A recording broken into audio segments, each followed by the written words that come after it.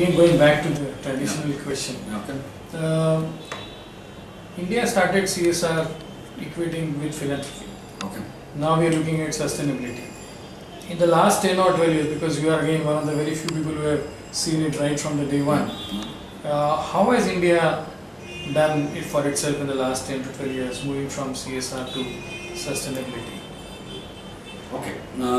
It goes like, yeah, as you correctly said, CSR was corporate social responsibility, was always seen as a philanthropy, and philanthropy also more or less to do with the community development.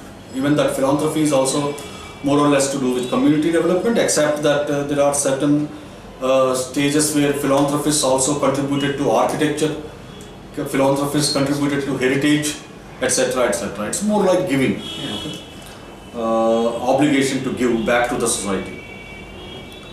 Slowly, I think, as far as the environment is concerned, that was the first level of, first leg of sustainability, okay, that came into the focus in India.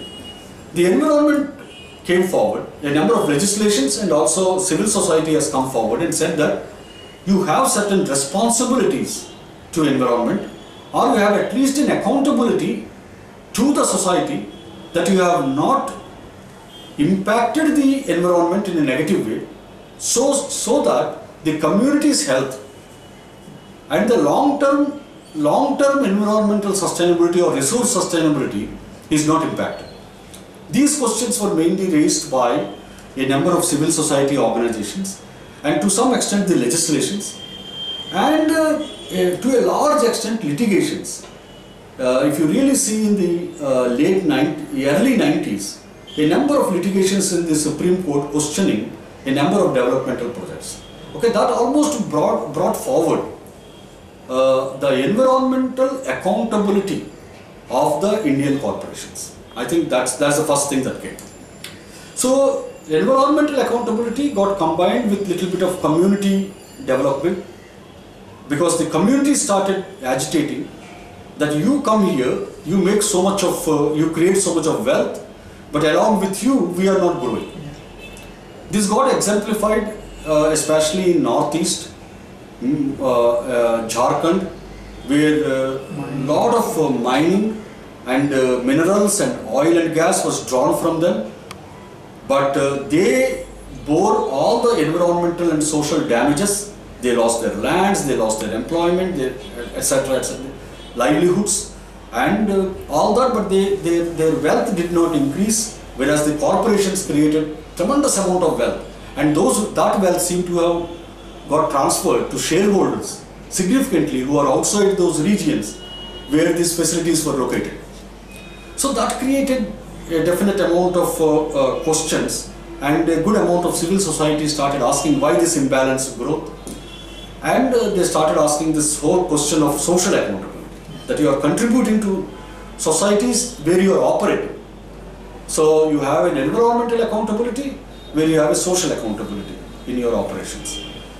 Then slowly, I think in the very recent years, in the last decade, the people started asking a question. India is growing at 7%, 8%, 10%, but this economic growth does not seem to be inclusive. Is it not that the major growth engines, which are these businesses, do they have a responsibility of conducting themselves or conducting their business in such a way that actually it contributes to inclusive growth? If they do not generate wealth for their shareholders at the expense of their suppliers, at the expense of their employee health or employment security, or they do not create shareholder wealth at the expense of customers, they do not sell, let us say, a product like credit card that leads to customer slowly eroding in his wealth, etc., etc. I just gave an example. Yeah. Okay, eroding in his wealth. These questions became very important. Inclusive growth vis-a-vis the economic growth that is occurring. So now, by this decade, I think all the three legs of sustainability, triple bottom line, fell in place. It began with environmental, traveled to social accountability, Now it's the economic accountability. I think the NVG's and SEBI's mandate complete that circle. Now they are asking clearly that to be accountable to your contribution to environment, economy and the society.